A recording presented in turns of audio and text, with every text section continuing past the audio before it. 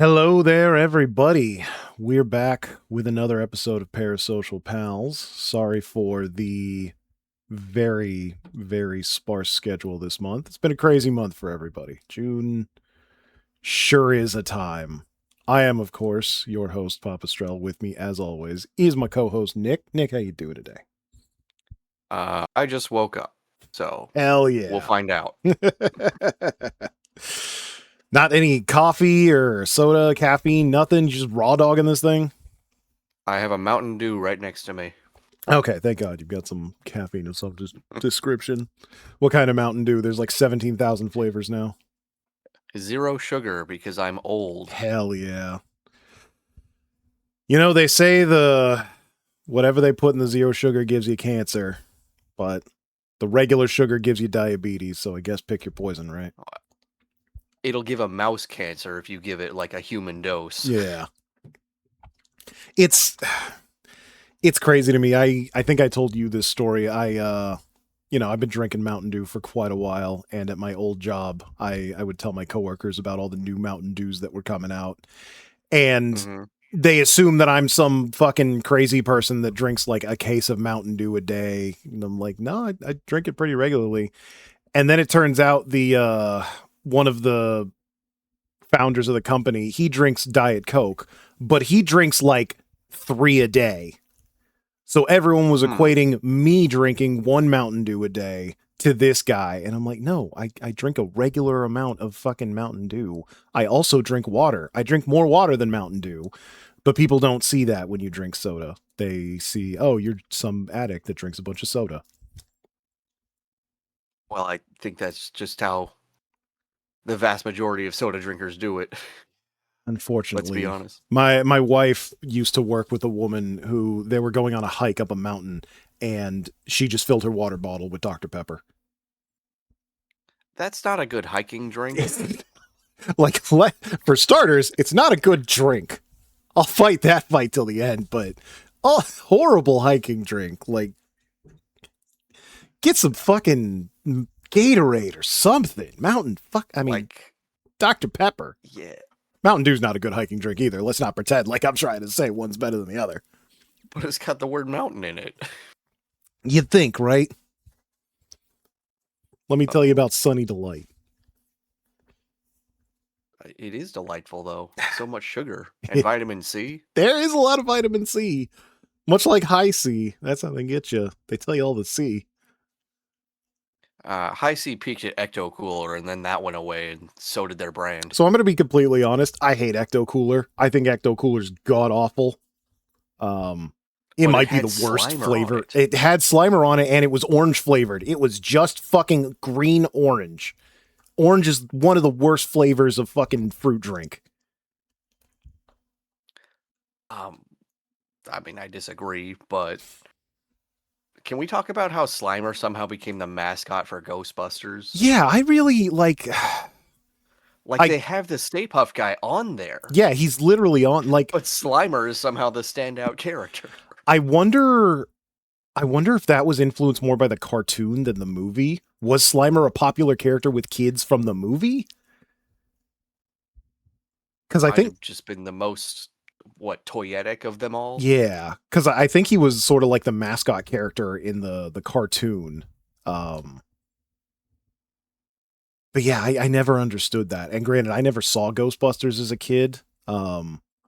Despite it being rated PG, I think my parents were very, very restrictive about movie ratings. Didn't give a shit about video games with movie ratings. They were like, absolutely not. You're not 13. They did talk about penises. They did. I mean, they were right to not let me see that movie with all the stuff. I wouldn't have got it at the time, but God. It's true, sir. This man has no balls. This man has... Oh, man. I was watching it on TV with my wife, and they completely butchered that line, and I was pissed. I don't remember what they butchered it with, but it doesn't matter because it sucks. Was it like the PG edit of the movie? Yeah, it was 100% the PG TV-friendly edit, so... Oh. The funniest one of that is American History X. You know, I've never actually seen any version of American History X. I know the gist of it. I can't imagine how you would make that TV friendly based on what I know about it. So the irony is you can't, because there's a scene where the main character is being sexually assaulted in prison, and what they censor is him saying "fuck you." They change it to him being pressed up against the wall. It's saying "screw you," and it's like, well, you're what are we doing here? If ever there was a time to call for some swears, this might be it. It's like the act is still happening in front of my eyes. Well, knowing what we know about our country now, that's not a big deal, and it never was. The Kill Bill one is also funny, but it's intentionally funny, The so Kill it Bill doesn't one I count. have seen. That is hilarious. My name is Buck, and I like to party. Party. Didn't even fucking try to lip sync. Didn't try to get the intonation. Just, I am in the booth for 10 minutes. Fuck it. Um, well, I don't know how to segue into our Star Trek. Let's I've just do got a Star slight Trek. segue. So, fun fact about a movie that I personally hate, Fifth Element. Ah, There's that scene. I don't think it's Bruce Willis. I think it's another character who's got his hands up against the wall, and the police are like inspecting them, looking for Bruce Willis, and he goes, "Smoke you." That is not a TV edit. That is the actual movie line. So people think that is a PG TV edit. No, they he just didn't want to say fuck you for whatever reason. And speaking of things that also take place in space, we have Star Trek today. Hi, welcome. welcome to Star Trek's, the thing the podcast is supposedly about. It's supposed to be about, but that's the great thing about having our own podcast is we can do whatever the fuck we want. Great thing about having 0 listeners is we don't have to see anybody complain And about nobody complains about it. It's the best. It's literally the best of both worlds, except for the money part. it. I could use a free purple mattress or something. Man, I'm ashamed to say the meager things I'd sell my soul for right about now. Can I get a basket of meat? You got any Ray-Ban ear con buds? Shit, man. I'm not chill super or in love something? with these Samsung ones. I'd take a free pair of Raycons. Okay, anyway. Anyway, This week we watched the episodes The Deadly Years and Obsession. not Not to to be be confused with confused. the more recent Obsession, which probably is a better movie than what we watched. Probably it. I mean, yeah, we'll get to it. It probably is better narratively. But to get started on The Deadly Years, see, our main cast this week is I think pretty much everybody shows up on the Pretty much bridge, everybody but shows up. our Sulu's main there for a second. characters, yeah, our main character really is Kirk, but we get old man makeup on Chekhov, or not Chekhov specifically, Yeah, everybody on but Chekhov. Spock, McCoy, and Scotty. Scotty doesn't really have that many lines in this one. Yeah, he sure shows up a lot for a guy that doesn't talk much. I don't know why. Maybe he had strep throat or something. Yeah, maybe they just wanted to see Scotty suffer. Maybe he had a hard time talking in the makeup. Oh yeah, they really caked it on.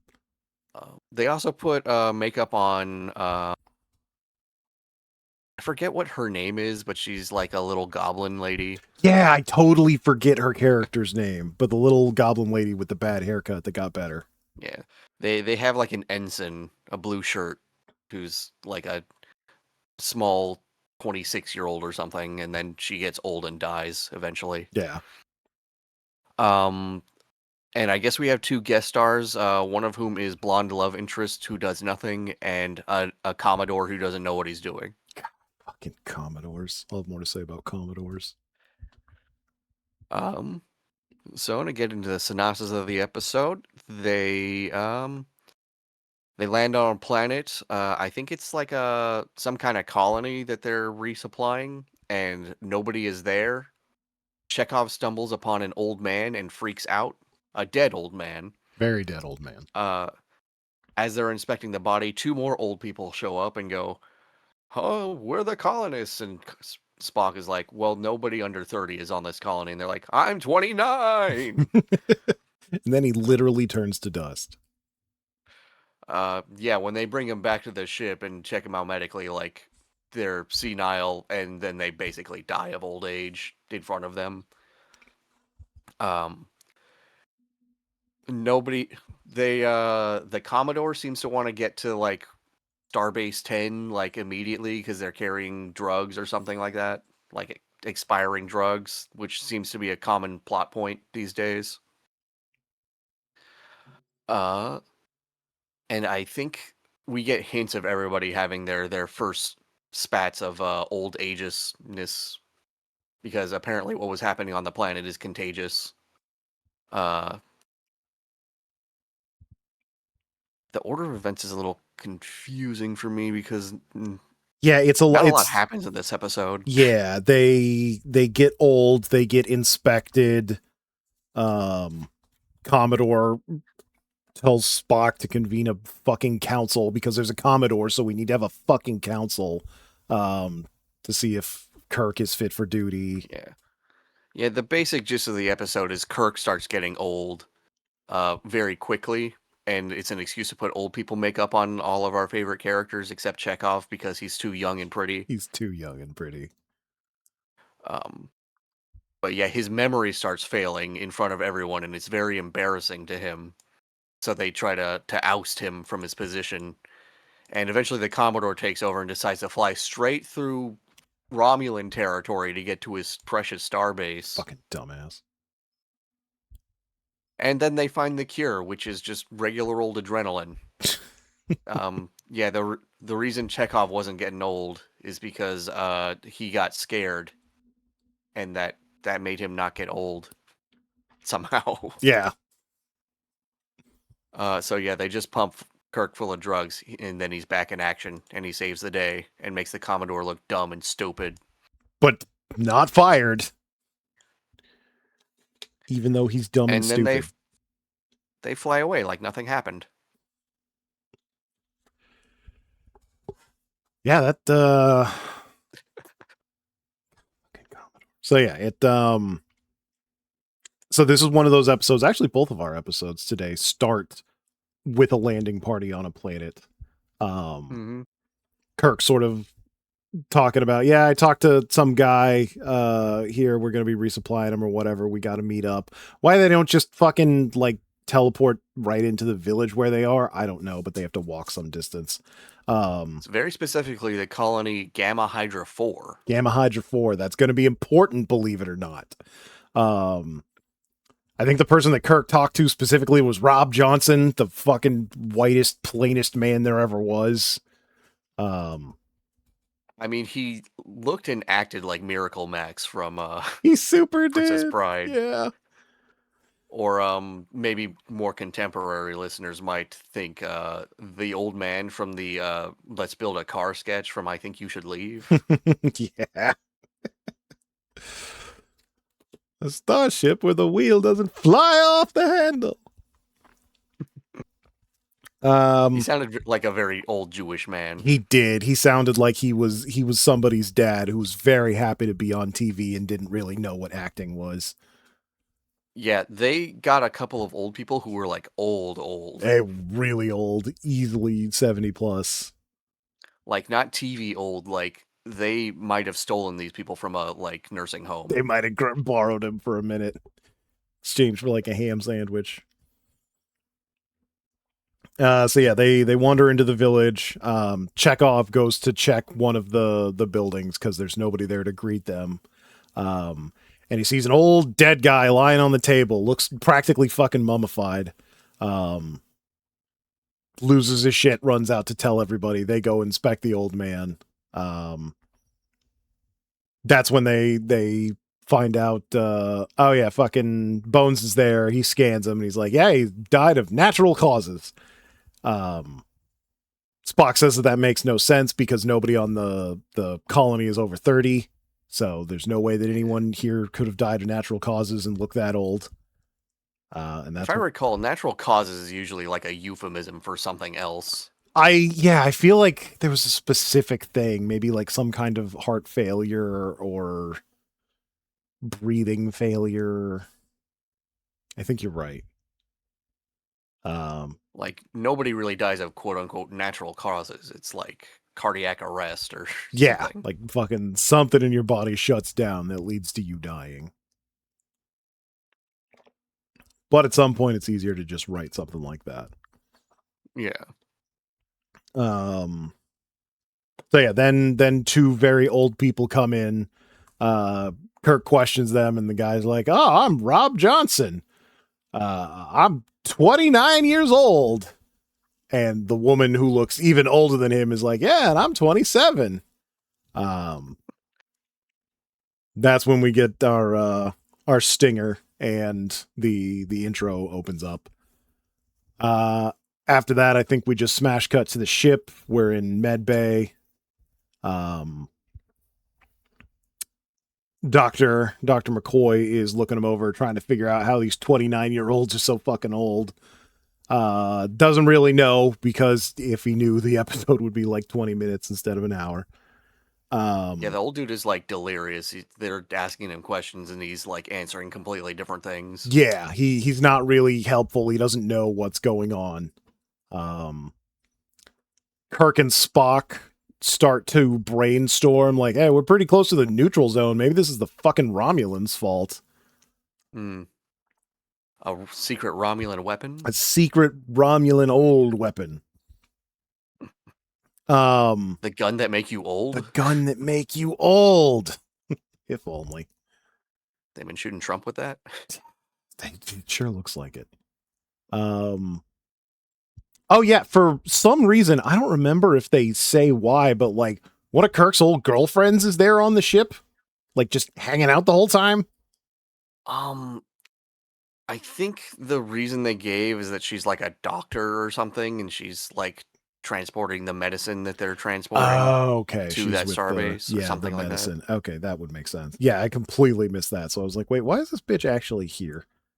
Um, so yeah, she gets some lines and says some things. I think Kirk grabs her like he's gonna kiss her, but then pulls away because she left Kirk in the past to go marry some other guy. To Uh, marry a 26-year-old older man. yeah, a man 26 years her senior who is dead now. And she's kind of hinting like, "Yeah, my husband's dead, Kirk. You wanna do something?" He's like, "Nah, you left me and I love my ship like a woman." My ship, who I love like a woman. Is disabled. Um so yeah, then we go to the bridge. Sulu's there. Say hi to Sulu. He doesn't he does get some lines. I would have loved to see Sulu in old man makeup, but also they would have been racist about They'd it. have been super racist. You know, they would have thrown a Fu Manchu on fucking Sulu and it would have been funny, but goddamn. Um, yeah, I think this is when we start getting hints of the various characters who went to the planet aging. Kirk makes an order that he had already made previously and doesn't remember doing it. Um, there's a Yeah, the lady with a little. horrible hairdo. Yeah, she says she's losing her hearing or something, I Yeah, think. she's having trouble hearing. Spock complains of the temperature of the ship being too cold, despite it being the same. Um, Kirk takes off his shirt for some reason, and then like discovers his shoulder hurts or something like that. So slowly everybody starts to see something is wrong, and they all end up in med bay. Scotty calls up med bay and is like, "Hey doc, there's something wrong with me. I need to come see you." Later He really discovering, bears the lead on that one. yeah, he's like, "Yeah, something's wrong. I need to talk to you, McCoy." And McCoy's like, "Yeah, whatever. I'm busy, but come up." And then he shows up and his hair is just completely fucking white. Yeah, like Scotty doesn't get a lot of lines, but like he like old man's the fastest in the episode, and then he just kind of stays there. Yeah. Yeah, he doesn't get too wrinkly. Like, boy, did they wrinkle up McCoy. But McCoy gets really wrinkly, but like mentally, he's the probably the most stable of all of them, he is, yeah. except for maybe Spock. Yeah. Spock being an alien, he gets to get away with that. He does get a lot more southern as he He ages. does. I love that. God, he just stops caring and goes more into his southern drawl. Um, so yeah, Bones discovers that Kirk has like advanced, what's the joint thing? Arthritis. Arthritis. Thank you. So then he decides that everyone who was on the planet needs to undergo a medical evaluation.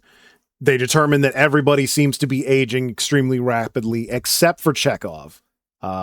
Chekhov is Yeah, perfectly they got fine. Chekhov on the like, uh, what is it? The The- step pump thing. Yeah, the inverted step pump bicycle thing.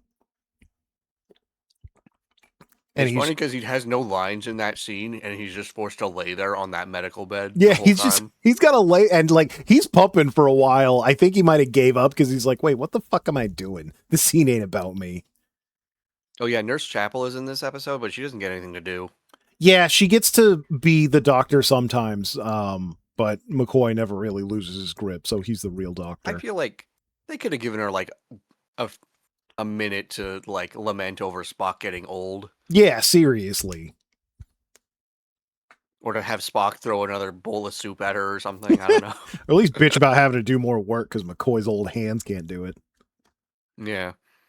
So yeah, people are starting to age. I think at this point everyone's got some makeup on them. Kirk's hair is I don't know if it was a wig. It definitely looked thinner. They may have just like dyed it blonde in the middle. I think what they usually do is they thicken his hair in makeup. Yeah. And they just chose not to do Chose that. not to. God, that's hilarious. Yeah, his hair looks thinner. McCoy's got like a fucking wrinkly old man face. Because they do eventually start putting wigs on him, and it's very obvious in our Blu-ray. That's true. Spock definitely shows the least physical degeneration. But he looks a bit older. I think at some point that blue shirt ensign you talked about comes in and she just looks really old. Yeah. I think that's when She's got McCoy full determines goblin that mode, the speed of aging is different between people. Some people I will age more say, rapidly. I think everybody does a good job of like old person acting in this episode. I agree. Yeah. I think the standout is obviously Shatner. Yeah, he does he fully commits to the bit. He does a fantastic job. You pointed out like the way he moves, the way he walks, the way he moves his hands. Very, very convincing and reminiscent of an old man with arthritis. Reminded me a lot of my grandfather in his later years. I don't know, it reminded me of Trump. Yeah, that too. Especially the belligerence. Yeah, the fucking do what I told you, even if I told you again, just like my grandfather. But yeah, they all do a fantastic job of acting their age, if you will. I think this is when we learn that what's her name's oh yeah, so Kirk's old girlfriend comes in, and this is when we learn that her husband was 26 years older than her, and Kirk is like, "What are you trying to get back together with me? You're just trying to give me a going away present." So Kirk very much not into the pity fuck. He gets increasingly grouchy as the episode goes on. He does. Ironic, because now he's a very grouchy 90-year-old man. And it's very funny to compare like this old man Kirk to like what we know Shatner looks like as an old man. Yeah. I mean, obviously he got a lot fatter, but yeah, it's funny seeing two different versions of old Kirk. And I do want to imagine Kirk eating cereal in his captain's chair. Oh man. Uh, oh man. If they had any balls, that's what they'd do. Get old Shatner into a fucking captain's chair with a bowl of cereal. They could do it for Raisin Bran. I'm writing your own commercials for you, Kirk. Call me. Paramount are cowards. They never. They are They'd cowards. never. They'd never let old Shatner eat cereal on the Enterprise. Honestly, I feel like one or both of them like have bad blood because he's not shown up in like a Star Trek thing in a while. Yeah, I don't hear about many people that like William Shatner, so that's not terribly surprising. Strikes me as a bit of a diva. Yeah, he does. And you know, when you're the hottest thing in the 60s, sure, that's fine, but it's 2026 now, Shatner. But whatever, he's also like 90. He's fucking, without trying to sound like too much of an asshole, he's on the way out either way. What's that quote? When you're 26, that's cute, but you're 32 now. Yeah.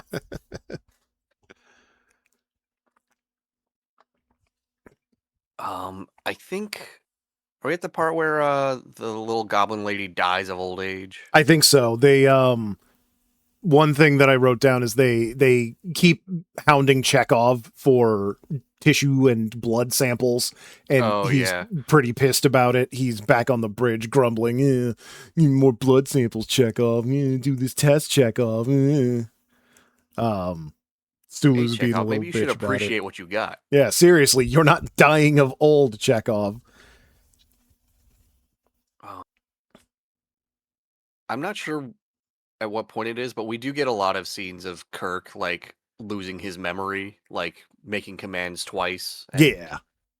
Yeah, like on screen, he's signing papers and then asking to sign papers he's already signed. He's giving commands that he's already given. He's forgetting basic important knowledge about what codes need to be fucking sent via communications. Like basic cryptography, secret knowledge. Yeah. But yeah, around this time, that's when the old goblin lady whose hair got better as she aged dies. Just dies in the hallway in medbay. Nothing you can really do about it. I think this is also around the time where McCoy confirms that it's the planet's radiation. Yeah. Yeah, that is, I think, the next thing. They confirmed that there was a comet that was going by or something that caused radiation that gave them radiation that is causing their oldness.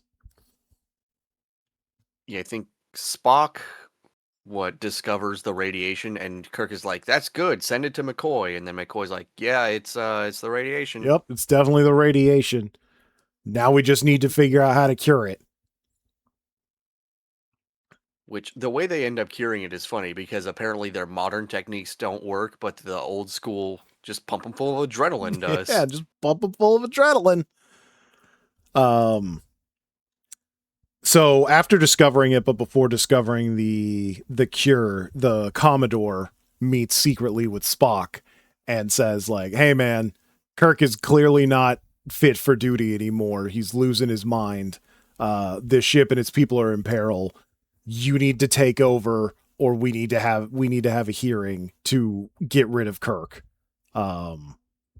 We need to make a rule about Commodores being on the bridge because they always just seem to stir up drama. They always suck and they always stir up drama. Like, I feel like if not Gene Roddenberry, then somebody in the writer's room just fucking hates Commodores and like the upper echelons of the military fucking ranks and just makes them all assholes. The boys with boots on the ground are the ones who know what's going on. That's true. It is impossible to be a starship captain, but a Commodore, dime a dozen. He's a desk jockey. He's never even been on a ship. Honestly, at the start, I was on the Commodore side because Kirk is obviously not fit for duty right now. And he's only getting worse. But then when he takes over, he's the stupidest man alive. Unfortunately, he is worse than Old Man Kirk. Something else we talked about, but I didn't make too many notes of it because it was boring as stupid, is the whole episode, even when people are dying of old age, fucking Commodore's like, hey, we need to go to the starbase and get the medicine that's expiring. And Kirk is like, I'm not leaving this planet until I cure me and my people of our old age disease. Well, I think part of his logic is that like the starbase has medical facilities that a starship doesn't, and Kirk's like, nah, our medical facilities are the best Anything a starship space station can do, a starship can do, which is like in heels. no fucking way true, but whatever, Kirk. Yeah, I mean, again, at the start, I'm on the Commodore's side, but also he proves himself to be a little too big for his britches there. Yeah. So this is about the time where we have a very long, protracted scene where we have yet another fucking hearing. Commodore, which is headed up by Spock, since he's the highest ranking person on the ship after Kirk. That's not the fucking Commodore. Yeah, a tribunal where we go over things that we've seen in a previous scene, like step by step. Yeah, that's like, Wasn't really necessary. it was super, like, they needed to fill time, I guess, because it's one thing to have a tribunal of stuff that we haven't seen or have only heard about, but they're literally going line by line over shit we saw not 10 minutes ago on screen. It's, I mean, the one thing that the scene does is show the reluctance of the crew to testify against Kirk, but like, Yeah, that's also shit we've seen before. So yeah, it's just Spock asking, "Hey, does Kirk kind of suck right now?" And everyone going, "Yeah." like there has to be a way to write this scene in a way that isn't like treading old ground. Yeah. You know. I have a feeling it was literally just to fill time, and they were like, "All right, Yeah. just lengthen this scene to whatever we need to finish out the rest of the script." It does show how cantankerous Kirk gets though when he's questioned. He does get pretty angry and belligerent and like, nah, I know where we are. We're on fucking Rigel 2 or whatever. I think his physical acting is maybe the best in this scene though. Mm-hmm. Yeah, when he's walking Like, around and fucking parading got everybody his with like his little his claw hands all fingers. gnarled up. Yeah. Yeah. But yeah, eventually Kirk is found unfit for duty by everyone. So he goes back to his quarters while they decide what to do. Spock, like, God, I hate Spock sometimes. Spock, even though he is like the most fit to lead, has old disease, so he's like, nah, I shouldn't lead, so it should be the fucking dipshit Commodore. So he gives command of the ship to the Commodore. Like who is after Scotty on, I guess it would have been DeSalle, but he doesn't show up anymore. Yeah, I know, right? DeSalle is probably next after Scotty. It's one of those things, like, just like with the government, there is a long list written somewhere of exactly who's next in line, and it may not make sense at some points.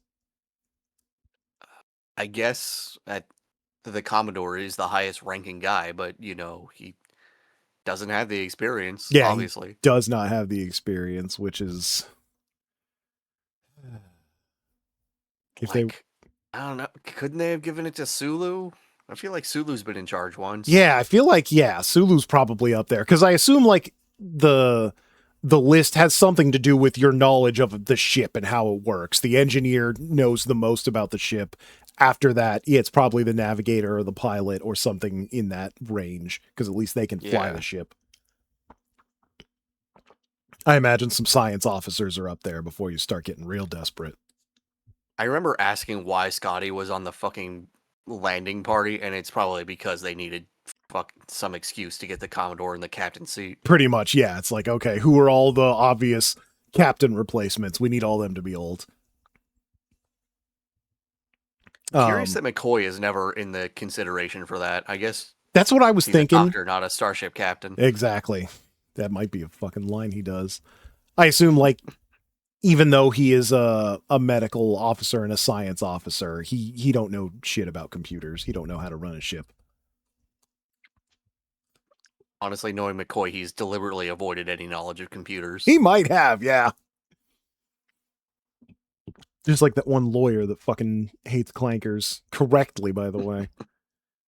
Um, so we get a scene transition. Everyone gets even older. McCoy's face is practically melting fucking off. You can see like the insides of his eyelids, and they just look blood red. Yeah, the McCoy makeup was kind of like scary. It was a little much. Like it again. He was like the most there mentally, but he just looked the most decrepit physically. Still had a full head of hair though. He did, unlike Kirk. Um. So yeah, this I think this is the scene where they figure out, okay, so the problem's a radiation issue. Our regular radiation treatment doesn't work. But a long time ago, they used to treat radiation poisoning with adrenaline. Oh yeah, and fucking Chekhov didn't get affected. He was really scared, and that generates adrenaline. So that must be it. I thought it was weird when that happened at the start because it's like, Chekhov, you've seen dead bodies before. Yeah, seriously, you've seen a dead guy. Maybe not an old dead guy, but certainly a dead guy. I think it would have made more sense if like the dead guy fell on him or something. Oh yeah, that would have been fucking scary and hilarious. If like he saw like the guy standing there, he's like, "Hey, you okay?" And then it falls on him. And he goes, "Ah." Yeah, he turns on the lights or falls on him or something. But yeah, I think they argue a bit over who has to take the experimental drug, and obviously Kirk is like, "Me first." Yeah. They do a cool science montage to figure Mhm. out how to make adrenaline, I guess, or whatever. Um and around this time the Commodore is taking control of the ship, and he's like, "All right, we're going to Starbase 10. Fly us through the neutral zone." And Sulu correctly is like, "The neutral zone, sir?" Commodore's like, "Yep, it's the quickest way there." So they fly into the neutral zone. Um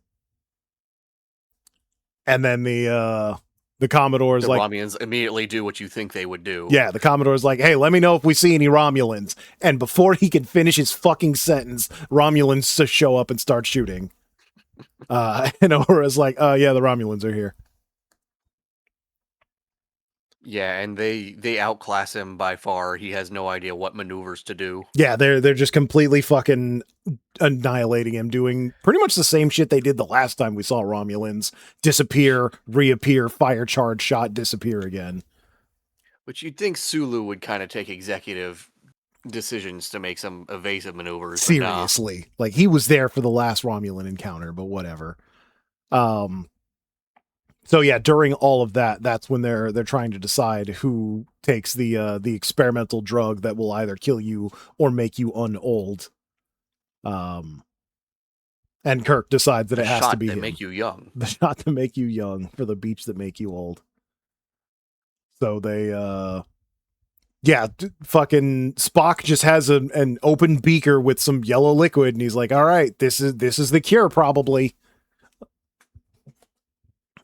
So he just hands it to Nurse Chapel. yeah, just hands it to Nurse Chapel, and she does whatever she needs to with Kirk. Um, and then eventually, a young, confident, cocksure Captain Kirk walks onto the bridge and does what he does best: starts issuing orders.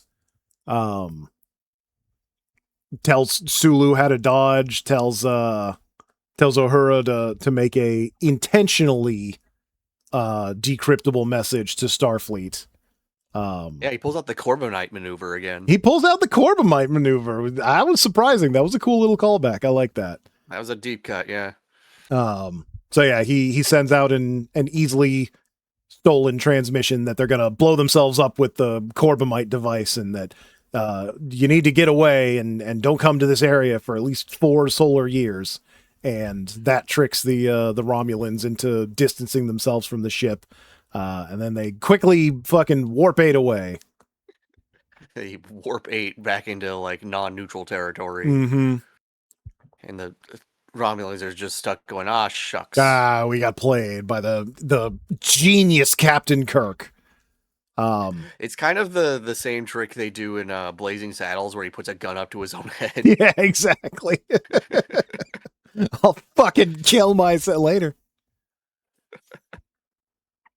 So yeah, after that, Kirk should have gone a lot harder on that fucking Commodore for how much he sucks. Mm, But he doesn't. He takes back command of his ship, and then they decide to go to Starbase 10 and not go through the neutral zone because you can do that, and the Commodore's just a dipshit. yeah, it's they needed some danger to happen so Kirk could look cool after all of his aura loss through Yeah. the entire episode. He just Because losing aura right he and left. embarrasses himself in this episode. He really does. It's really hard to side with him when he's old, and it's like, yeah, no, you are not fit for duty, but neither is this asshole. But Yeah, I mean, everybody gets like, cured. I won't say it's a great episode, but it does really hit on the like feeling of watching someone you respect like grow old. Yeah, just lose control and not able to see it themselves.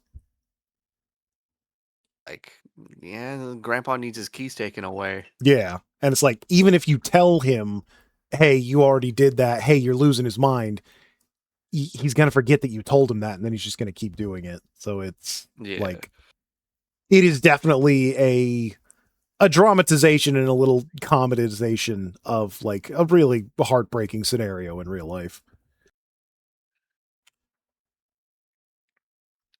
And now we have to look at it happen to the real Shatter. Yeah, now it's happening in real fucking time. Reminder to anyone out there at home, if you see William Shatner's Twitter, that is not William Shatner tweeting. William Shatner does not know what Twitter is. It's some fucking Zoomer just posting shit. William Shatner only knows car and bowl and cereal. Bran and I'm and trying Trivago. to Trivago. I was trying to think of something else he didn't add for because I know he did.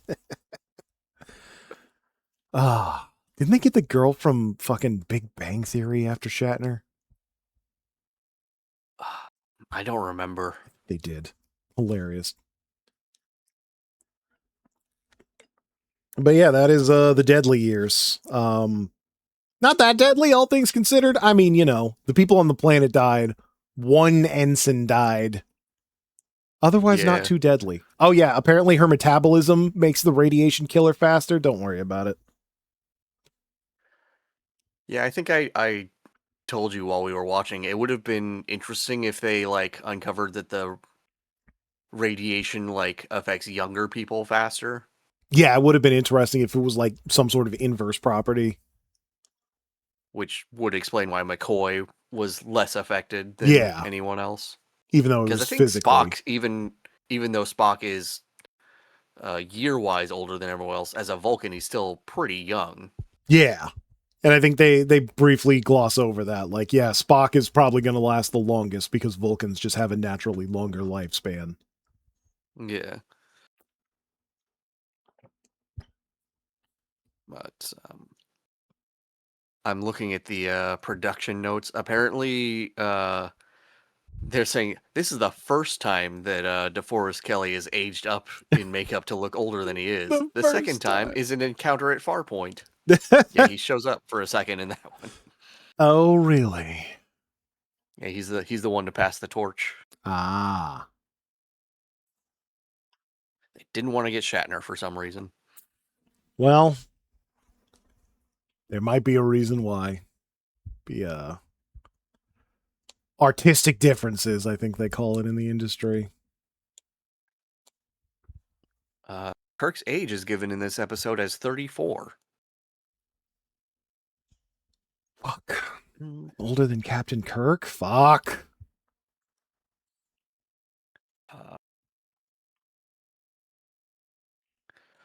Let's see. Sulu says that he served with Captain Kirk for 2 years, which is, I guess, the amount of time that we've seen him. Yeah, just about. Started right when the show started. How coincidental. Yeah, there's not much of note in background wise for this episode. I imagine, yeah. Just some stuff on the makeup. Um, yeah, the makeup wasn't like. I guess it was good for its era. It They definitely they was. definitely gotten better at it. And it definitely, like, they didn't really do much to Scotty except whiten his hair and paint his eyebrows. Yeah, they had him kind of like head down for a lot of the episodes. He really weren't looking at his face Yeah. directly. And I don't think he ever spoke except for that one time, yeah. I think most of the effort went into was it Kirk and Kirk and McCoy? McCoy, yeah, I think so. And that one ensign that died. Yeah, man, they really piled it on her. They really did. They gave her a wig and just poured the fucking makeup on. She was definitely like the youngest one on set. I'm very curious what Yeah. her actual age was. Let's see if I can look into who her actress was. Uh, where's the cast list of this episode? Beverly Washburn. Hmm. She was born Beverly. 1943. This was 1968, I think. Okay, so she was like 25 then. Yeah. Yeah. She looked a lot younger than that. I think Kirk offhandedly said she's like 10 years younger than him. Yeah, she said he was. Yeah, that's what he said. So I guess canonically the character would have been about 20, 22, 24. 21, yeah. Yeah. Speaking of young ensigns, let's get into our next episode, huh? Ah, yes, Obsession. Obsession. So Obsession, our main character is basically Kirk and Spock again. I think McCoy's in there a little bit, but not really. Um, yeah, not really. He gets like There's one good scene. yeah. He tells Kirk about the vampire space cloud, I think. Um, but our major there's a lot of red shirts. There's only one of note. The Garavik Jr. Ah, yes, Garavik. Let's see, starring yeah. Is there anyone else? Not really. Like Scotty, Ahura show up. There's a guy named Rizzo Oh who yeah, dies. Rizzo. Chekhov is there. Chapel is there, but like it's mostly a Kirk episode. Yeah, it's very much a Kirk and fucking Garavik episode. So the episode starts with them on uh, as a landing party on a planet. I think they're checking out like a special space rock or something. Yeah, something Like, that's like super diamonds. yeah, they're mining super diamonds again. They phaser off a bit, and then Kirk goes, "What's that smell?" And I guess a wandering space cloud is about, and Kirk sends his red shirts to go look for it, and goes, "If you see a space cloud, shoot it immediately, Fucking no shoot it. hesitation." Um, and well, while he's talking about it with Spock, they're out alone and get killed by a space cloud. I guess it drains all of their hemoglobin or something. Yeah, it takes all of the hemoglobin out of their blood, but leaves the rest of the body. So there's just a couple of fucking white bodies. Yeah.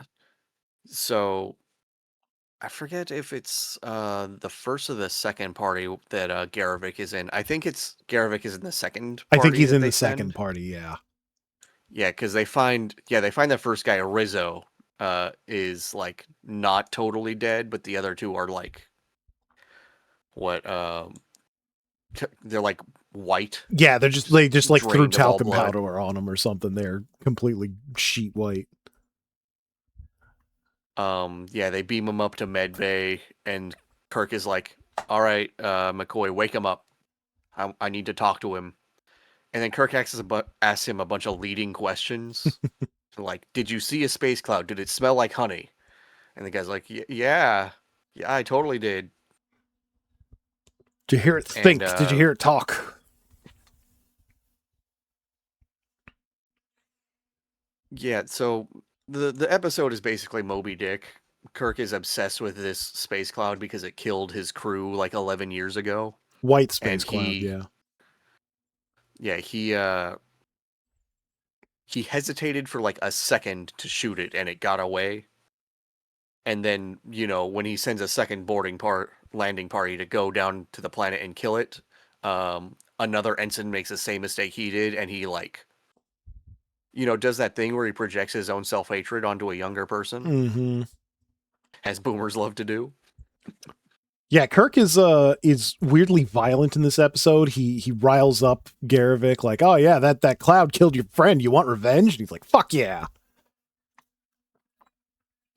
Yeah, so uh Kirk is like obsessed with this cloud and refuses to leave the planet despite them. I think they had some reason to leave. Like this is another episode where they had like expiring meds that I they think they needed had to transport or expired something. medicine or something.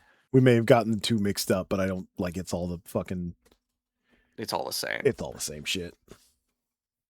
Um Oh, I yeah, think that I so think Garvik Scotty mentions like they promised to rendezvous with somebody over like some mm, engineering thing. yeah. Something like that. They had an appointment or Yeah, they something, had an and Kirk is appointment. like Kirk's blowing it off Yeah, he's like, "Well, to tell him we're like gonna be hunt a late." white whale.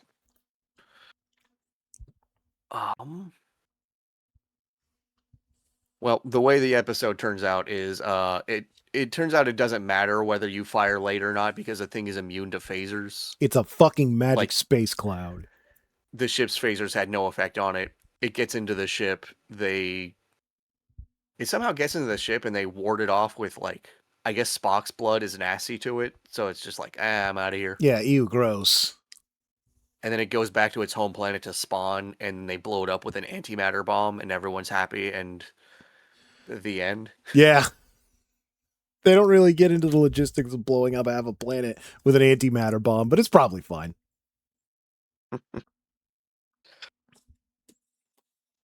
Yeah, they do some like techno babble on like why an anti-miner bomb would destroy it or whatever. Yeah, But compared to like a fucking photon torpedo. and also apparently you need to land on the planet personally to set the bomb. I Yeah, don't know why. no idea why. Um, but yeah, that's the episode. It's not like one of the good ones, It, really. it yeah, it's definitely not up there. Especially considering this isn't even our first Moby Dick in space. No. The first Moby Dick in space was much better. It was much Much better. more deserving of a proposed Hugo. Yeah, because fucking Kirk wasn't the one being a dipshit. Um so yeah, like you said, the episode starts yet again with a landing party on a planet. They find some super mega diamonds, um, which apparently are 20 times harder than diamonds, but you can just laser it off with a phaser. That's Um, funny because in the was it arena, Kirk is like, yeah, diamond is the hardest substance known to man. mhm. I guess they found a harder one. Yeah, I guess they found something way harder in the like 2 months since then. Um, so yeah, they grab a piece and then we see some white smoke go in and out of the rock that turns out to not really be important at all. Um, but that's when Kirk is like, you guys smell that sweet, sickly sweet honey smell? And everyone's like, yeah, I guess, kind of. Um, Kirk is like, I know that smell. It smells like dinutrium or whatever. And Spock is like, well, that doesn't make any sense because that's only been made in a lab. And Kirk's like, nah, I know it. You guys go fucking find out what it is. And if you see a gas cloud, shoot it immediately. Kind of weird and specific about that, but the security guys love to do a shooting, so they go on their little snipe hunt. Um, they eventually find the evil fart cloud and shoot it, but to no avail. It kills almost all of them. Um, I forget the name of the guy who was the leader of the party. I just remember he had really, really red hair. Yeah, I think that was Rizzo. Yeah, Rizzo, that's right. So Rizzo and his red hair managed to survive, but the other ones didn't. Um, So yeah, they lost to the evil fart. They transport back up to the ship. They're in med bay. Rizzo's in critical condition, but Kirk really needs to talk to him, so he gets McCoy to shoot him up with some cortisol or whatever. Asks him a bunch of questions like, what did you see? Did you shoot it? Did it try to speak to you? Was it evil? Rizzo's still not fully conscious, so McCoy is like, look, he's not really all there. You can't trust anything he says. And Kirk's like, no, my bias has been confirmed. I Thank you. know what I saw and heard from this crazy man. So yeah, that Kirk's not fully there this episode. he's very obsessed, very preoccupied. Mm-hmm. Again, very unkirk-like. Yeah, I think Kirk basically tells McCoy, look into these logs from 11 years ago. Yeah, he's like, I seen something similar to this 11 years ago. Go fucking check it out. I'm gonna kill this thing. I think shortly after.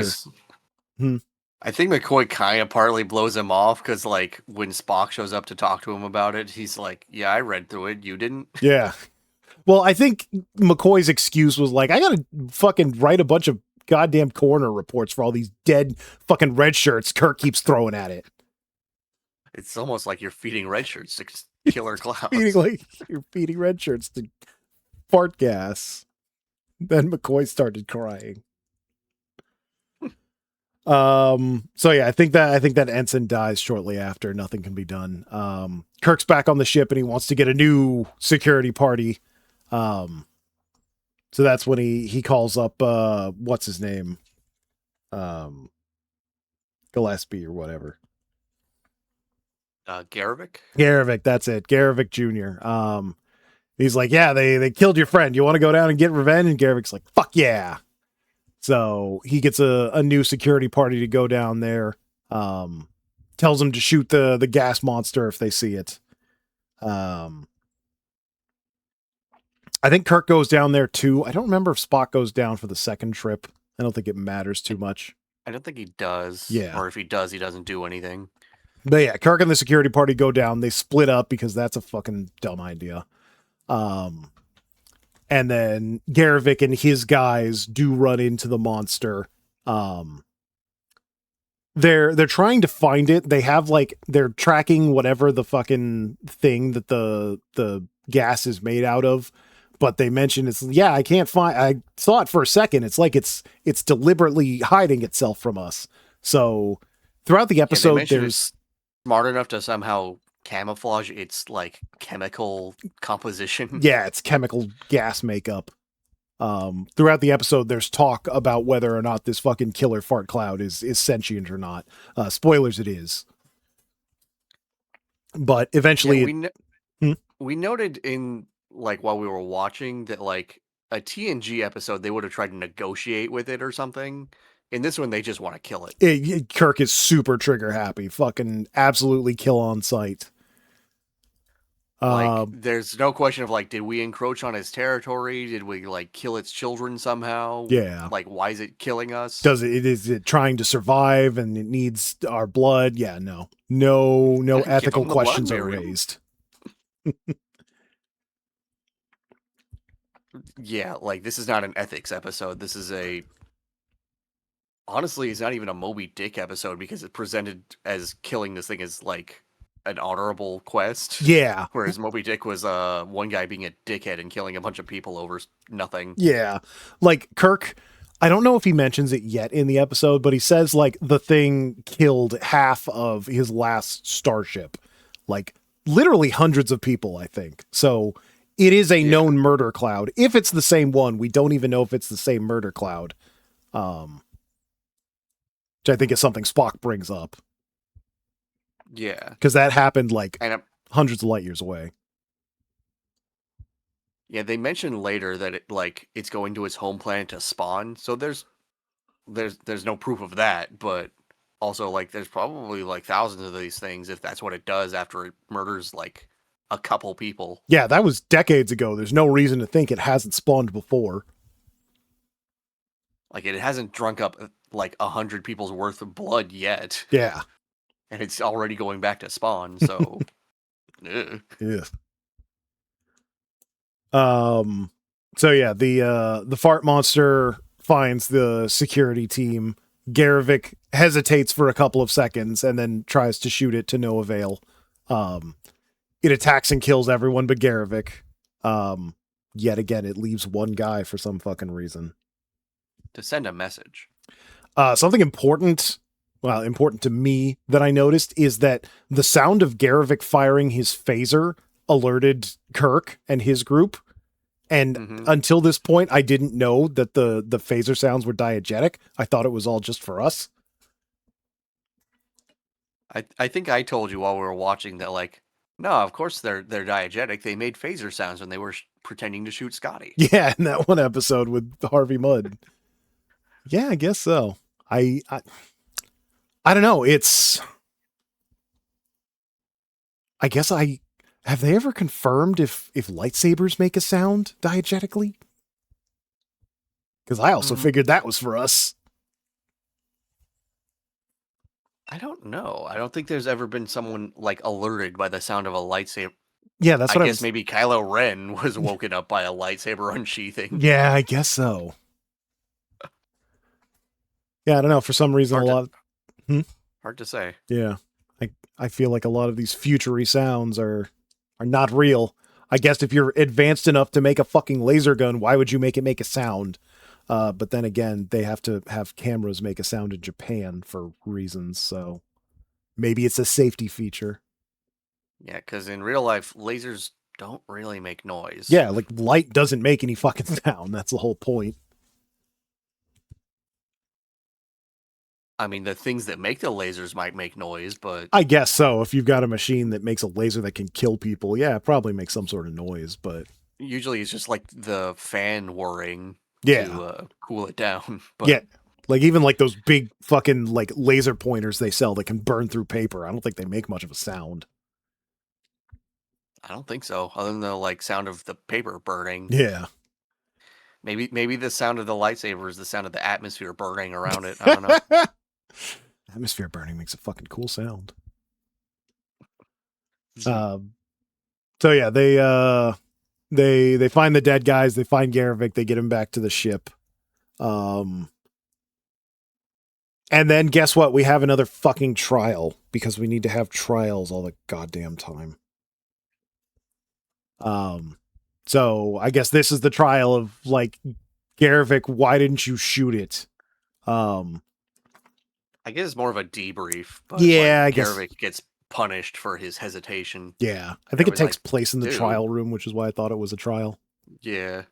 But yeah, like you were saying, it seems like Kirk is projecting onto Garvik and laying into him pretty hard. Like, how come you didn't shoot him? I was scared, so I hesitated. You hesitated? I fucking told you to shoot it. Why would you hesitate? And Spock is like, I specifically told you not to hesitate. I specifically advised you not to hesitate. And Spock is trying to defend Garvik like it's a fucking space fart, dude. I'd be scared too. And Kirk's like, that's not an excuse. You're fired. Go to your quarters. Yeah, and then we see Garvik go and cry in his bed. He literally goes and cries in his bed. So then after this, we get a scene where McCoy is in like the ship's morgue, which I feel like is the first time we've seen. It seemed like it was different from the med bay. Yeah, I think so. Yeah. So he's in the morgue doing autopsy reports because there's like 4 or 5 dead people. And there is a funny cast trivia in about one of the dead guys. Oh yeah. So apparently one of the actors who dies shows up later just fine in later episodes. And when asked about it, he's like, yeah, there's a deleted scene where they gave him a magic potion that brought him back to life. And like, there's a bunch of notes down here. They're like, hey, there's nobody else who corroborates this because it's autistic Star Wars fans don't understand he was telling a joke. There's a note and then a note for the note. That scene isn't in the script. And then they're like, we asked the director and he confirmed that they never shot that scene. And he's like, It's like, yeah, he was Yeah, joking. it was a fucking joke, you fucking nerds. Jesus Christ. Hope somebody got fired for that blunder. Also, Rizzo apparently was another red shirt who came back. He was playing a different character, and that's why his hair is dyed in this episode. Oh, it looked really orange. That makes sense. It looked like kind of otherworldly. Yeah. Dude had straight up Chucky Finster hair. So it's funny that they cared about continuity for that, but not for this other But guy. not for the other. Well, the other guy didn't even have a name, huh? No, I don't think so. That's why. They name him as Leslie. I don't Huh. know how or why. I think they get named in like the script or something, Yeah, but I guess that would make sense, just to indicate who's who. That's hilarious. because I don't know, only nerds care about that kind of stuff. Only huge nerds care about that stuff. But yeah, he's one of the guys who got the talcum powder put on him. Hilarious. Anyway, sorry to interrupt. No, that was a fun interruption. So yeah, Spock comes in to the morgue while Bones is doing his stuff, and he's like, "Hey, I need to ask you some advice." And Bones is like, "Well, then I need a drink because you coming to me for advice is fucking crazy." So this is when Yes, Spock needed like interpersonal advice yeah, on how he to deal with Kirk being a jerk. needs to talk to a person about their feelings, that thing that Vulcans definitely don't have. So he tells Bones, "Yeah, I read that stuff," and Bones like, "Oh yeah, I just skimmed it." Well, I read faster than you. He definitely makes a point of that. Um, but he determines that that basically the same thing happened 11 years ago. The monster attacked the ship. Young Lieutenant Kirk hesitated and fired on it, and no effect, and it killed like half or most of the crew. So he thinks Kirk feels bad and is projecting his insecurities onto this poor ensign, and is also going a little crazy trying to kill the space fart. I think he also notes that like the young Kirk was commended for his performance. Yeah. Yeah, young Kirk was commended for his performance, and he did the right thing, but Kirk clearly doesn't feel that way. And now he's Oh, punishing the youth for his mistakes. yeah. One of the other things revealed is that Garevik's father was the captain of that ship. Yes, Garvik So Senior. Garvik Sr. So that may be adding to the stress and why he particularly is lashing out against Garvik and put so much on his shoulders. Mm-hmm. See, if Kirk is like 34, he would have been 23 back then. Yeah. Hmm. Young 23-year-old Kirk. I wonder what is the age you graduate from like Starfleet Academy? That's what I want. So like, at least in the military, you join at 18. If you go to officer school, that's going to take like, I want to say 4 to 6 years. So yeah, you'd probably be in your like early mid 20s. Kirk seems like the type to graduate early too. Yeah, that's true. He probably did. Then again, maybe he caused a lot of trouble and got held back. Who can say? Yeah, you could. And it's still fucked. Mm. Oh, okay. We might be good. It says my OBS is reconnected. Yes, You hear me? are. Yeah, you sound good. See me? Now. Wonderful. Okay. Sorry about that, Yeah. folks. Space Cloud got into our ship. Space Cloud got into my fart ship and I forgot to close the vent. Oh yeah, something that happens while Garvik is like having his tantrum in his room is he like throws a bowl at the wall and it hits a switch that turns his like AC from cycle air to like open the vent. Yeah. Something weird and kind of nonsensical that they even have that, but it's very important. It's a surprise tool that will help us later. Surprise foreshadowing that is super obvious to anyone who understands how gas works. Yeah. I believe this is the point where Spock goes to talk to Kirk, and tells him like, "Hey, you're being kind of crazy and you're being a dick to Garvik, and it wasn't your fault." and you should stop feeling so bad, and also stop being a dick. And there's a line I think Kirk says about no man achieves command without intuition. Mm-hmm. He's got a hunch. He's got to kill this thing. And Spock calls him obsessed. Oh yeah, the whole time Kirk is like badgering Chekhov to scan the planet to find this thing. Again, being a huge dick about it, telling him what to do. Chekhov's like, I'm already doing that. Well, do it 20 more times. He's just constantly searching for like a fucking phase changing fart cloud. Yeah. I think Spock brings up some Occam's razor shit. Like, do you really think that this is the same cloud, that it's sentient, and that it came all the way here, hundreds of light years away, to kill people? And Kirk's like, yeah, like logically that makes sense, but I've got Captain's intuition. And then, like, right as he says that, Chekhov calls in, is like, hey, I found the fart cloud, Captain.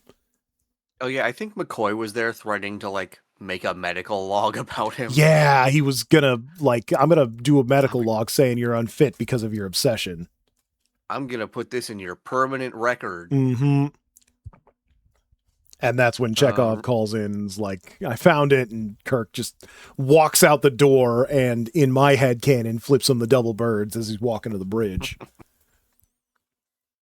Just like Harry Dubois. Just like Harry Dubois, except with less assault on the disabled. We'll see about that. I guess we will.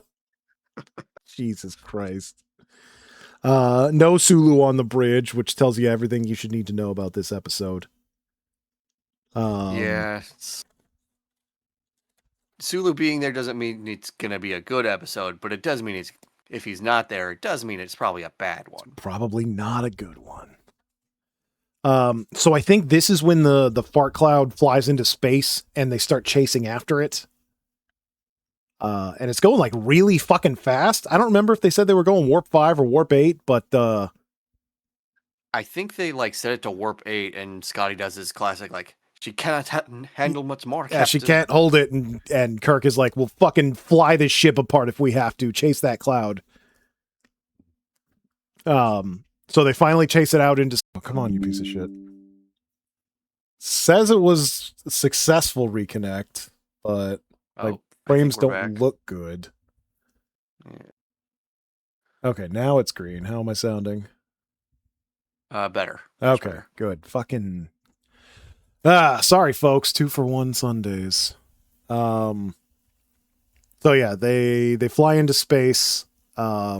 They try to shoot the fart cloud with the phasers. Nothing happens. Try to shoot the fart cloud with a photon torpedo. Nothing happens. And then it starts flying towards the ship. And they're like, uh-oh, it's what's it gonna do? And it manages to get into one of the impulse engine vents that like broke down as they were going warp 8 or something. I think Scotty mentioned it briefly. It somehow gets into an external vent, which why would a starship have that? Yeah, why the fuck would a starship need an external vent? But it does, and it gets in there. Maybe it was the poop chute. Yeah, the old poop chute. I forget exactly how they come to the conclusion. Oh, I think it had something to do with like, was this? No, that couldn't have happened yet. I don't remember how they come to the conclusion, but they're like, hey, maybe we should put radioactive waste in the vent systems and that'll flush it out. And everyone thinks this is a great idea, so they do it. Nothing comes of this, but like, why the fuck would you just pump radiation into the vents of your ship? That sounds like a really bad idea that would hurt a lot of people. But I guess it's fine because it didn't.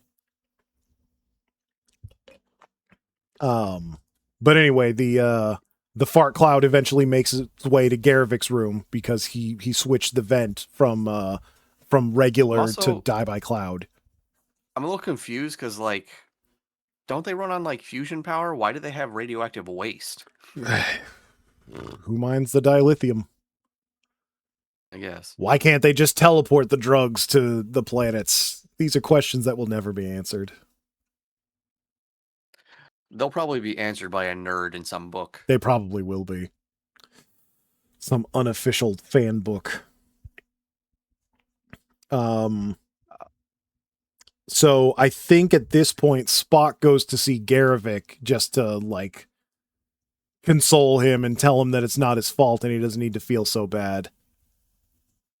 Wasn't Garvik on the bridge when they were attacking it too? Oh yeah, I think he did go up to the bridge. He defied orders and went up to the bridge. Yeah, and was like telling Kirk to shoot it or whatever.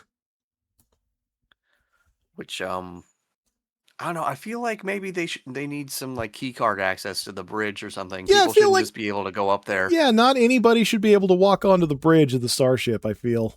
Because I know at my work you gotta scan your little key card to use the elevator. Yeah, exactly. And I feel like in later Star Trek shows, they at least have like some security guys standing by the elevator all the time.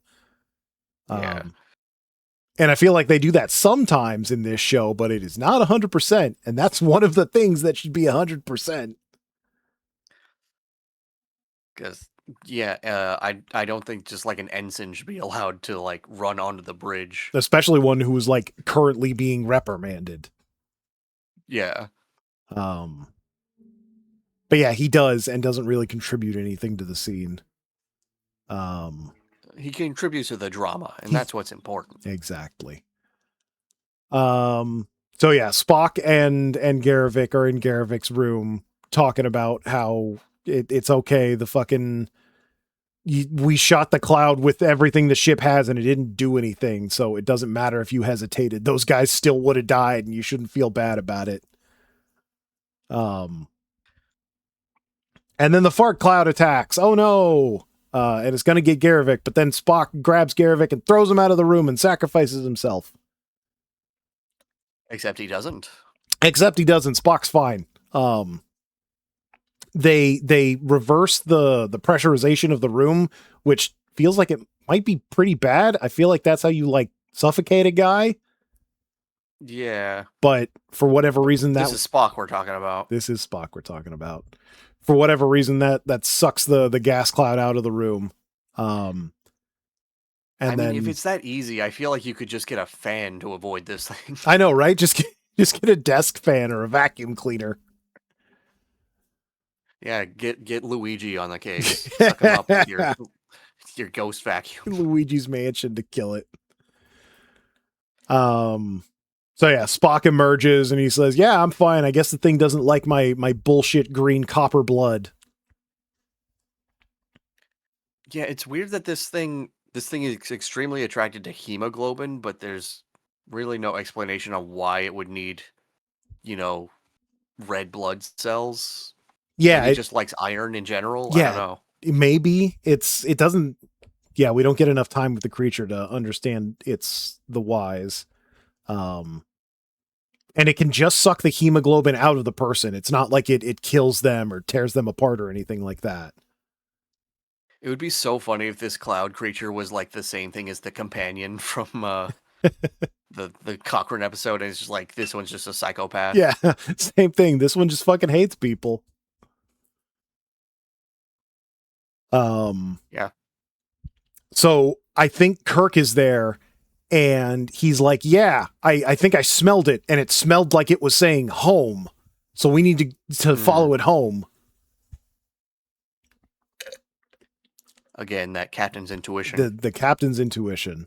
I believe this is the point where, as everyone's going back to the ship, Kirk goes to Garivik and is like, "Hey, it's not your fault. Even if you had shot it, that wouldn't have done anything. So I'm sorry for reprimanding you. Get back to your job." Basically giving him the same pep talk that Spock gave him. He does not apologize. He does not apologize for being wrong and projecting onto the child. He just tells him to get back to work. Real pulling a real Asian dad. A little bit, yeah.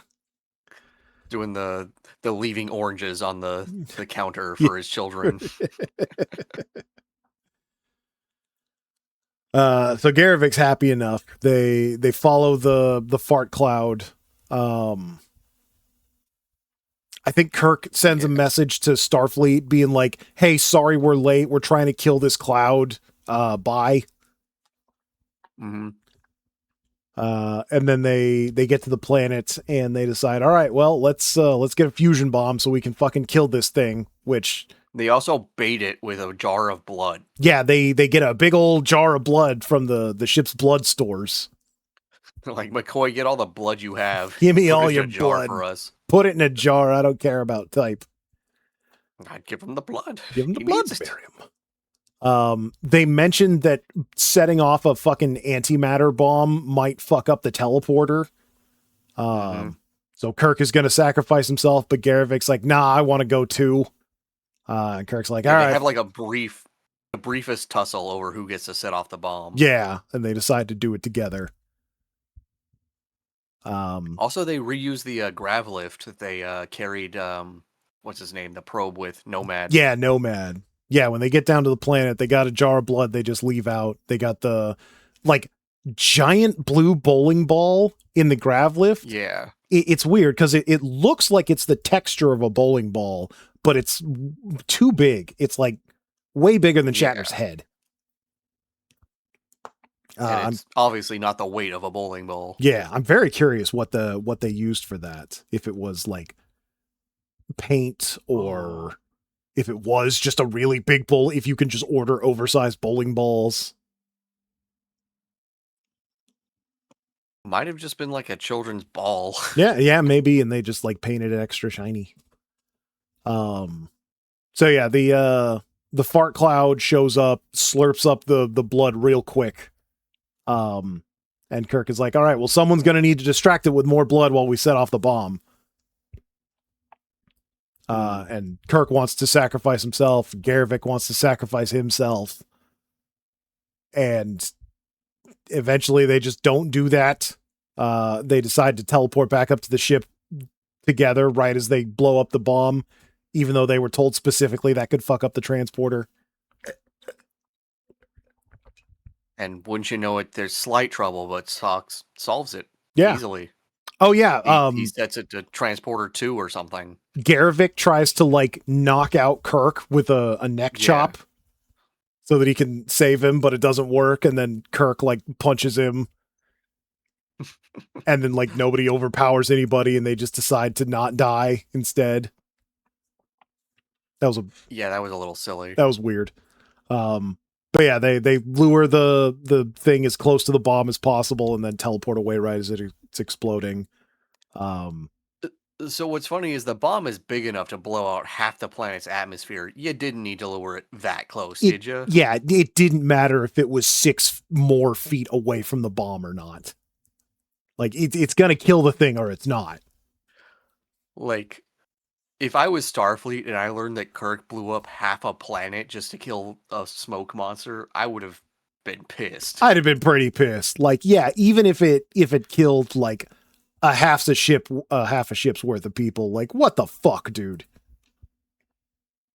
Like, that's just being reckless at that point. Yeah. And again, like you said before, at no point do they ever try to communicate it or understand it or study it or anything. No, because it's evil. It's killed people, so it's evil and it has to die. So yeah, they explode half the planet.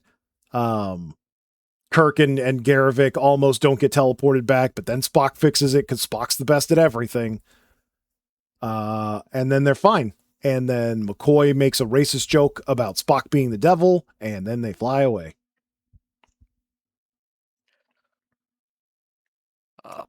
Oh yeah, and Kirk is like, "Hey, let me tell you about your dead dad over some beer." Yeah, he has some like father-son bonding time with his new ensign, who will never show up again. Never ever.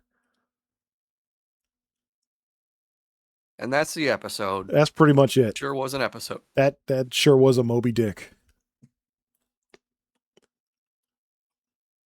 I think Garavik shows up in like books and shit, but like that's about it. Huh.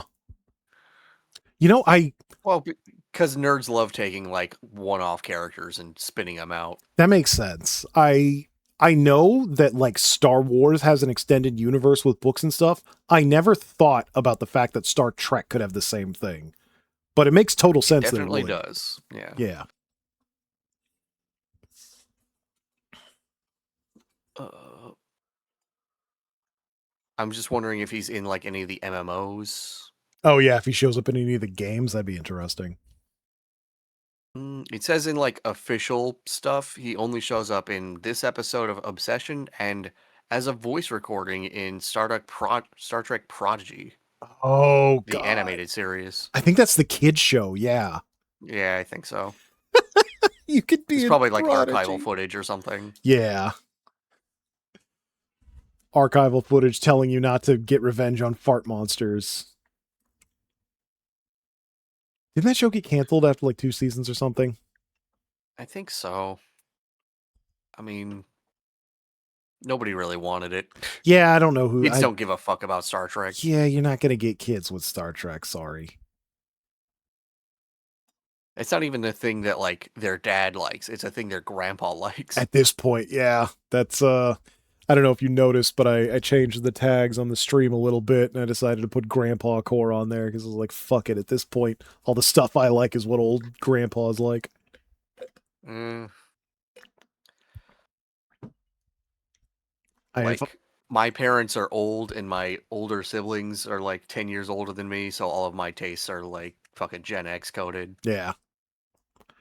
I mean, if I had a kid at 18, that kid would be 18. So definitely could be grandpa. Happy Father's Day. Happy Father's Day, everyone.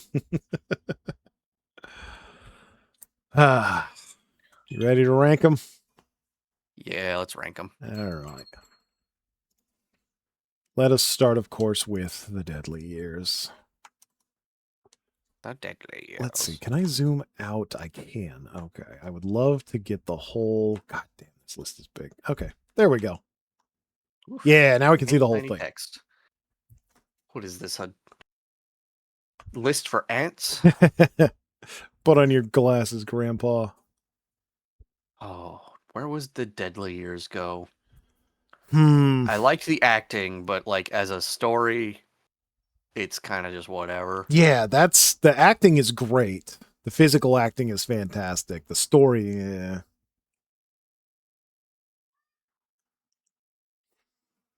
There's not much there philosophically. They didn't really have much to say about getting old other than it's sad and embarrassing. Yeah. The indignity of getting old. I could see it somewhere around. Because the actual moral of the story is, man, a starship is so cool. Starship captains are so cool, and it's so hard We to don't need no captain. star base. Yeah.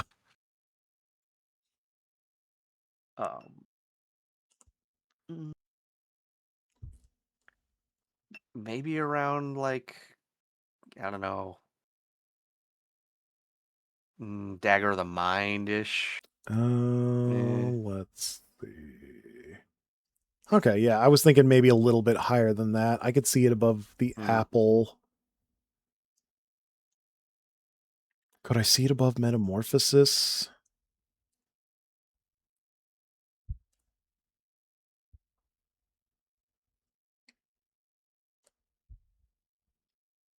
I think I could see it above Metamorphosis. What about you?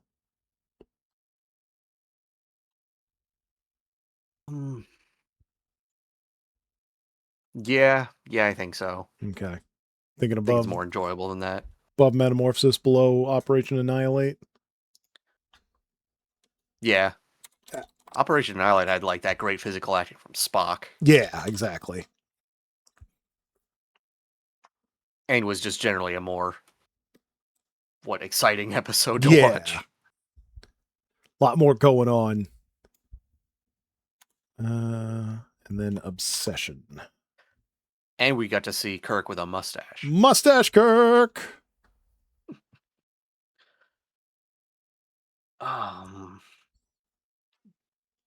And Obsession. Honestly, pretty low down there. Yeah, that's what I was thinking. Where are we Maybe seeing it? below Charlie X. Yeah, I was thinking below Charlie X. Are we thinking below Mud's Women? Much Women was at least funny. That's what I was thinking. Mud's Yeah. Women was at least fucking fun. Better than Cat's Paw? Yeah, it's better than Cat's Paw. Yeah, it's better than Cat's Paw. Cat's Paw is just an incoherent mess. It's literally just throwing shit at the wall.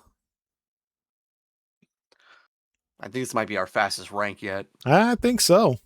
But we've got a Both of lot of these episodes were exposure. pretty rank. Yeah, there was really not a lot. Like you were saying, good acting, but not good storytelling. Like, to be honest with you, dear viewers, we pulled out our phones to drink Multiple times, which is we something don't I usually do that. really but, try not to do. there's just nothing there in these episodes. It's boring. Yeah, it's like the fact that they The did worst Moby thing you can Dick be again. is boring. Yeah. So what do we got coming up?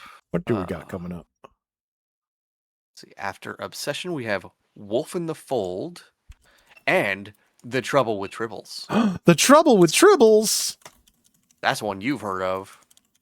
That's one I've seen so many tribbles at conventions. Wolf in the Fold is one of the good ones because it's a Scotty episode. Fuck yeah. Yeah, I don't want to give away what this one's about because this one's a fun one. Hell yeah. Looking forward to a good Scotty episode. And Tribbles finally. And the Tribbles. And people love Tribbles. People love Tribbles. I know very little about Star Trek, but I know Tribbles and people love them. The glup shittos of Star Trek. The club shit. Oh, you put that on Twitter, you're going to get a lot of angry people on both sides. Honestly, there's probably more glup shitto-y aliens than Tribbles. Tribbles are more like the Ewoks. Yeah, I could believe that. The Grogu's. The Mandalorian and Grogu's. Have they finally pulled that from theaters? I was literally going to ask. Has Disney given up? Let's find out.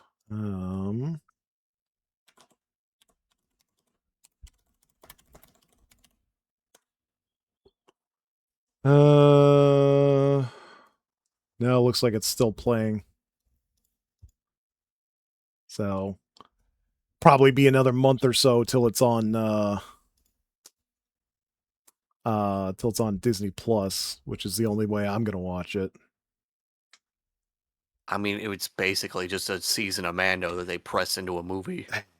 I hope it's a season. I feel like it's gonna be 3 episodes, but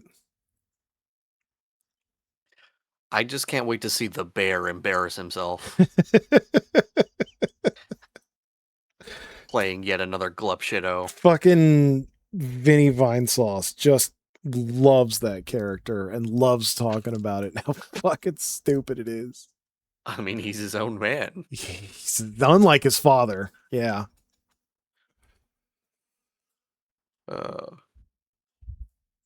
Could you imagine if like Baron Trump turned out like that and just got really jacked and started saying, "I'm not like my father"? I see. You said really jacked. I was imagining a giant slug man, and yeah, maybe.